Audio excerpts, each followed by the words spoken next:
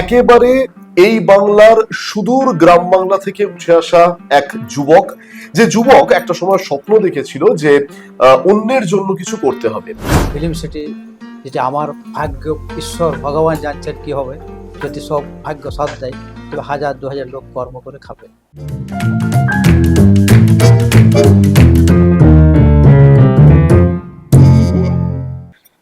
নমস্কার, আজকের একেবারে আনলিমিটেড আড্ডায় যিনি আমার সঙ্গে আছেন তার সঙ্গে পরিচয় করাবো অবশ্যই, কিন্তু দু এক কথা তার সম্বন্ধে বলতেই হয়। একেবারে এই বাংলার সুদূর গ্রাম বাংলা থেকে উঠে আসা এক যুবক, যে যুবক একটা সময় স্বপ্ন দেখেছিল যে অন্যের জন্য কিছু করতে হবে, এবং তারপর ধীরে ধীরে পায়ের তলার জমি কিন্তু নিজেই শক্ত করেছেন। আমরা সাধারণত বাংলায় তাদেরকে বলে থাকি উদ্যোগপতি, অর্থাৎ যারা উদ্যোগ নিয়ে অপরের জন্য চিন্তা ভাবনা করেন। তারপরে গুটি গুটি পায়ে তিনি কিন্তু তার গণ্ডি ছাড়িয়ে চলে এলেন একেবারে শিল্পনগরী দুর্গাপুরে। আর এই দুর্গাপুরকে কেন্দ্র করে তার কিন্তু ধীরে ধীরে প্রজেক্ট গড়ার তিনি কিন্তু কারিগর বলা যেতেই পারে। সেই দুর্গাপুর ছাড়িয়ে তিনি কিন্তু একেবারে আমাদের এই শহর কলকাতায় তিলোত্তমায়। আর আমরা বাংলার পালস টিভি তাকে পেয়ে গিয়েছি তার উদ্যোগ নিয়ে আজকের একেবারে আনকাট কথা বলবো বলে। তাপস কুমার অধিকারী আমাদের সঙ্গে রয়েছেন আনকাট আলাপচারিতায়। প্রথমেই তাপস বাবুকে স্বাগত বাংলার পালস টিভির এই সুন্দর প্ল্যাটফর্মে। তাপস বাবু, প্রথম কথা হচ্ছে জার্নি, মানে যে জার্নিটা শুরু হয়েছিল একেবারে অনেকটা দূর থেকে। বাবা ছিলেন স্কুল শিক্ষক এবং সেইখান থেকে একেবারে নিম্ন মধ্যবিত্ত পরিবারের সন্তান হয়ে আপনি স্বপ্ন দেখালেন কর্মসংস্থান করব। হঠাৎ চাকরি না করে অন্যের জন্য কর্মসংস্থান করব, এই ভাবনাটা কিভাবে? ভাবনা মানুষের মানে বহুত কষ্ট করেছি, তো সেই কষ্টের দিক দিয়েই মানুষকে খুব ভালোবাসি এবং অনেক কষ্ট করেই আজ কলকাতায় এসেছি আপনার, এবং ব্যবসা বাণিজ্য করে উন্নতি করেছি এবং করছি, এবং পরেশ লাইনেও কিছু আমি যুক্ত আছি, যাতে আরও ফিল্ম সিটি আমি বড় ধরনের বানাতে চাই। তাই আমি আপনার কাছে এসেছি। আর যাতে আরও বোম্বাই, আমাদের টালিগঞ্জ যাতে আরও উন্নতি করতে পারি, তাই সেই উদ্যোগতে আপনার কাছে আমি এসেছি, এবং ব্যবসা বাণিজ্য আরও যাতে বাড়াতে পারি, এবং মানুষের জনগণের সামনে থাকতে চাই, জনগণকে ভালোবাসতে চাই। এবং আমি কোনো বিজনেসম্যান আমি করি, কিন্তু কোনো আমার মধ্যে কোনো দ্বিধা নেই যে এই ছোট এই বড়, এই ধর্ম এই কর্ম এই সকল আমার মধ্যে কিছু নেই। আমি সবাইকে নেই, আমি ব্যবসা বাণিজ্য করেই পেতে চাই। এবং আপনারা কি বলতে চান বলুন, যে আমার কি বলার মধ্যে আপনি এবার কিছু আমাকে বলুন, সেইভাবে আনসার দেব। খুব সাদামাটা কথা, তাপস বাবুর কথা শুনেই বুঝতে পারছেন একেবারে স্ক্রিপ্টেড নয়, নিজের অন্তরের অন্তরস্থল থেকে তিনি বলছেন, এবং কোথাও কিন্তু তার মধ্যে সেই গ্রামীণ একটা সুন্দর ভালোবাসা, কথাবার্তার মধ্যে তার টান রয়েছে। তিনি কিন্তু অন্য 5 জনের জন্য ভাবছেন বলেই তিনি শুধু নিজের জন্য নয়, এইভাবে তিনি কিন্তু তার যে জার্নি, সেই জার্নি তিনি কিন্তু শুরু করলেন। তাপস বাবু, দুর্গাপুরে, একদম শিল্পনগরী দুর্গাপুরে এই মুহূর্তে আপনার প্রজেক্ট চলছে, এবং ভালোবাসা, আমি ভালোবাসা এই শব্দটা এই কারণেই বলছি, তার কারণ প্রজেক্ট বাড়াচ্ছেন, ফ্ল্যাট কালচার হচ্ছে, এই প্রজেক্টগুলো এখন কোন জায়গায় রয়েছে দুর্গাপুরে? এখন প্রজেক্ট দেখুন, যেখানে উদ্যোগটা নিচ্ছি সেখানে আপনার মুচিপাড়া থেকে 3-4 কিলোমিটার দূরে ওইখানে একটা উদ্যোগটা নিয়েছি, এবং জমিও কথাবার্তা চলছে, যাতে জানুয়ারি থেকে শুরু হবে।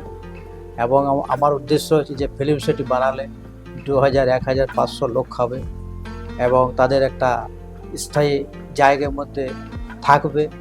এবং ফিল্ম সিটি যেটা আমার ভাগ্য, ঈশ্বর ভগবান জানছেন কি হবে। যদি সব ভাগ্য সাথ দেয় তবে 1000-2000 লোক কর্ম করে খাবে। আর আরেকটা হচ্ছে যে ফিল্ম সিটি থেকে যে আমাদের যেমন এখানে দুর্গাপুর ধরুন, আমরা এর উদ্যোগটা নিয়েছি কেন না, আমাদের এই কলকাতা থেকে যে যারা ফিল্ম করছেন তাদের উদ্দেশ্য নিয়ে বলছি যে একটা বড় যেটি স্টুডিও ফিল্ম সিটি বাড়ানো যায়। তবে অন্ধ্রে যেমন আমাদের আছে, তেমনি দুর্গাপুর সিটিতেও যদি আমি উদ্যোগটা নিয়েছি বানাতে পারি, তবে সবার সঙ্গে ফিল্ম সিটিরও বুঝতে পারবে যে হ্যাঁ, আমি গ্রাম বাংলার ছেলে উঠে এসে যে উদ্যোগটা নিচ্ছি এবং করছি, যাতে সফল হতে পারি, তাই সবারই আমি আশীর্বাদ চাই। তাপস কুমার অধিকারীর চোখে কিন্তু দু চোখ ভরে স্বপ্ন রয়েছে।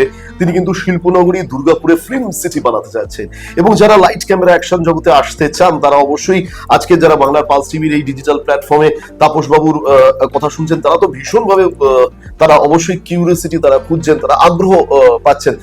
তাপস বাবু, ইতিমধ্যে ফিল্ম সিটি বানাতে গেলে একটা বিঘার পর বিঘা জমি চাই। দুর্গাপুরে যে কথা আপনার হচ্ছিল যে ইতিমধ্যে সেই জমি দেখা হয়ে গেছে, চিহ্নিতকরণ হয়ে গেছে। ফিল্ম সিটির পাশাপাশি আপনি কিন্তু সেই বৃদ্ধ মানুষদের জন্য কিন্তু অনাথ আশ্রম করতে চান, এটাও তো একটা দারুণ দিক, তাই না? একবার বৃদ্ধাশ্রম, অনাথ আশ্রম এবং বড় ধরনের মন্দির, মসজিদ সবকিছুই আমি ভালোবাসি, মানুষ ভাবি। এখানে কোনো জাতি ভেদাভেদ নয় যে মসজিদ বলছি বলে মসজিদ বানানো হবে তা না, মন্দির আর মসজিদ একই। সেই হিসেবে আমি এই কথাটা বলছি। এবং অনেকে ধরুন জাতপাত হিসাব করে যে হিন্দু মুসলিম এটা হবে না, কিন্তু তা নয়, এটা একটা কথার মাধ্যমে মন্দির আর মসজিদ একই। ঠিক, সেই উদ্দেশ্যে আমি এই কথাটা বলছি, ঠিক, বাকি অন্য কিছু না। অর্থাৎ তাপস বাবু বলছেন শুধুমাত্র ফিল্ম সিটি নয়, সেখানে শুধুমাত্র কর্মসংস্থানের পাশাপাশি সমাজ সেবামূলক কাজ হবে, বৃদ্ধাশ্রম হবে, অনাথ আশ্রম হবে, আবার এর পাশাপাশি মন্দির যেমন থাকবে, মসজিদও থাকবে। অর্থাৎ একই ছাদের তলায় একটা বৃহৎ আকার জুড়ে একটা প্রজেক্ট গড়ার চিন্তা ভাবনা করছে তাপস বাবু। তাপস বাবু, কলকাতা শহর দেখছেন, কলকাতা শহরে আপনার আসা যাওয়া শুরু হয়েছে। শহর কলকাতার সব থেকে কোন বিষয়টা আপনাকে মন ছুঁয়ে গেছে এখনো পর্যন্ত? ফিল্ম সিরিয়াল এবং অভিনয় করতেও আমি উদ্যুক্ত। একটা ছোটখাটো ধরুন প্রডিউসার হিসাবে কিছু অভিনয় করেছি, এবং যাতে আরো বড় ধরনের কিছু করতে পারি সেটাই আপনারই দেখুন। আর দুর্গাপুর বাড়ি আমার কিছু দূরতলায় আমাদের কলকাতা, কিন্তু কলকাতা খুব ভালো লেগেছে আমার, খুব জনবসিত লোক তো, তাই হিসাবে দুর্গাপুরও খুব ভালোবেসেছি এবং কলকাতাও ভালোবেসেছি। দুর্গাপুরও আমাদের তো রয়েছি, আসছি অনেকদিন থেকে, এবং কারণ কলকাতা এসেছি, যে উদ্দেশ্যে কলকাতা এসেছি সেই উদ্দেশ্য সফল যেমন করতে পারে।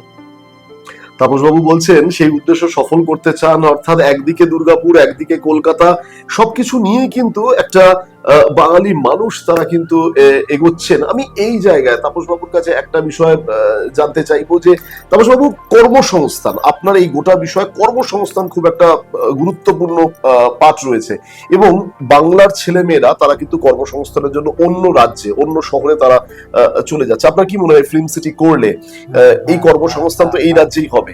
হ্যাঁ, অবশ্যই। এই কর্মসংস্থান নিয়ে কি ভাবছেন? এই আমাদের এই রাজ্যে হবে ফিল্ম সিটি। আমাদের ছেলে মেয়ের জন্য সব চিন্তাধারা হচ্ছে, যাতে চিন্তাধারা সফল হতে পারে, সেই উদ্দেশ্যে তো নামছি ফিল্ম সিটি।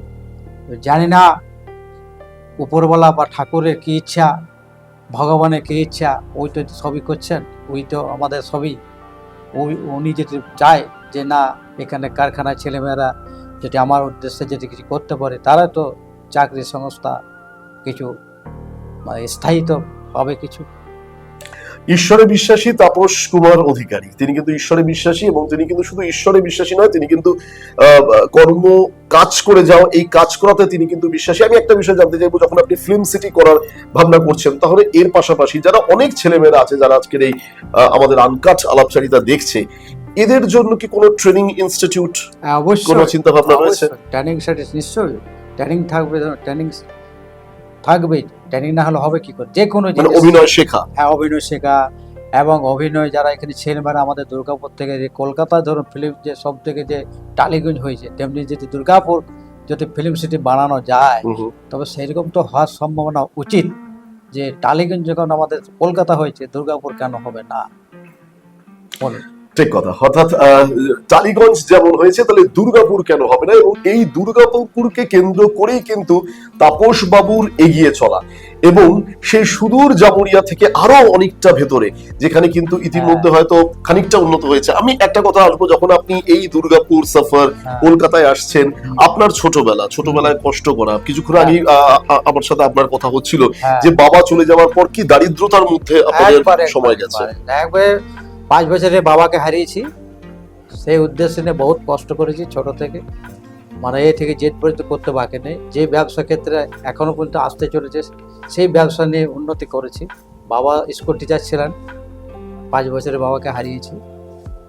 স্কুল টিচার বাবা ছিলেন, কিন্তু আমি চেয়েছিলাম যে মাস্টার বা যেই হোক। হুম, তো সেই হিসাবে আমি মানে কি বলবো, ইচ্ছা চাকরি করার ইচ্ছা ছিল না আমার ছোট থেকে। আর ছোট থেকেই চাকরি করার ইচ্ছা ছিল না? না, আচ্ছা। কেননা বাবা খুব কষ্টের মধ্যে একটা অনেস্ট শিক্ষক ছিলেন এবং অনেস্ট হয়ে অনেক মূল্য দিয়েছে গ্রামের মানুষকে।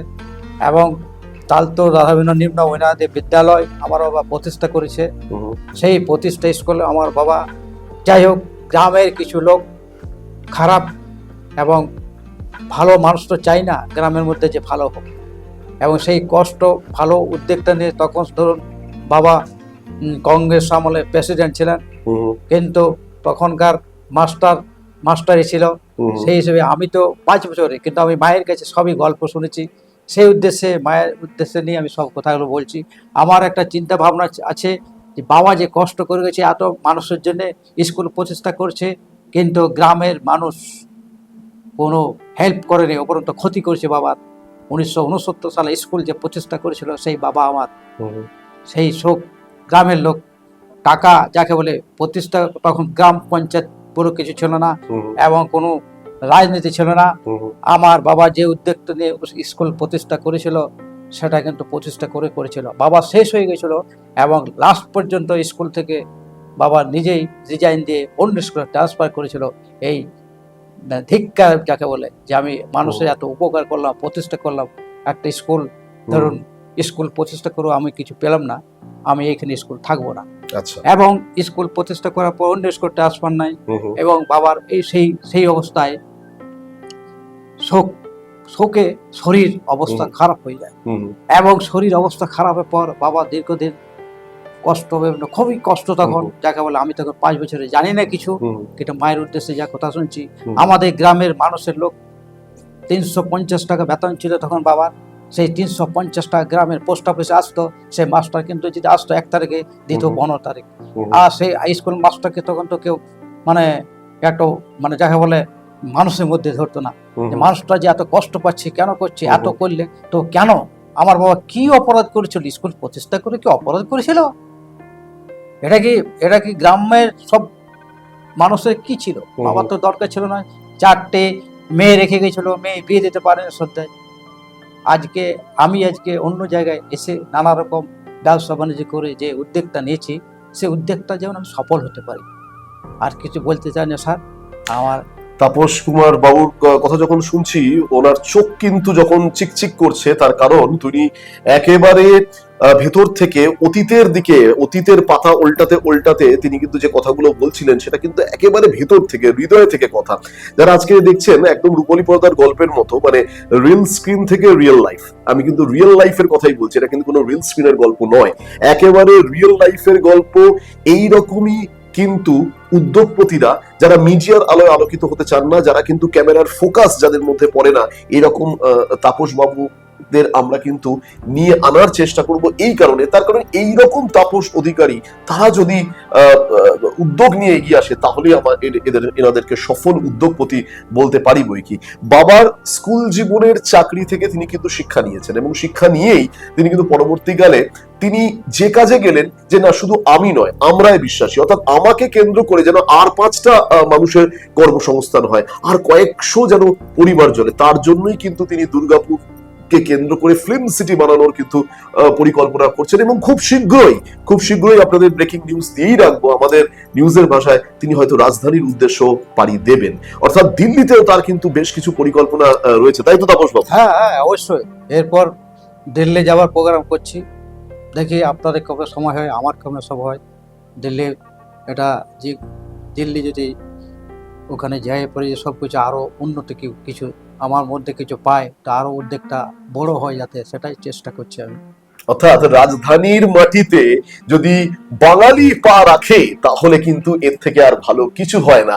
আমরা যে তাপস বাবুর যাত্রাটা শুরু করেছিলাম জামুরিয়া থেকে আরো ভেতরের গ্রাম, সেখান থেকে দুর্গাপুর, কলকাতা হয়ে আমরা কিন্তু রুট ম্যাপটা আপনাদের করে দিলাম একেবারে দিল্লির উদ্দেশ্যে, এবং সেই সফল তাপস কুমার অধিকারীকে আমরা আপনাদের সামনে নিয়ে আসবো। তাপস বাবু, আপনি সুস্থ থাকুন, ভালো থাকুন, আর এইরকমই অনেক যুবকদের জন্য চিন্তা ভাবনা করুন। অনেক ধন্যবাদ আমাদেরকে সময় দেওয়ার জন্য। আমরা কথা বললাম থ্যাংকস। সফল আমি সফল এই শব্দটা বলছি তাপস কুমার অধিকারীর সাথে। অবশ্যই আমরা তাপস বাবুর সঙ্গে আছি, আপনারা আমাদের সঙ্গে থাকবেন। নমস্কার।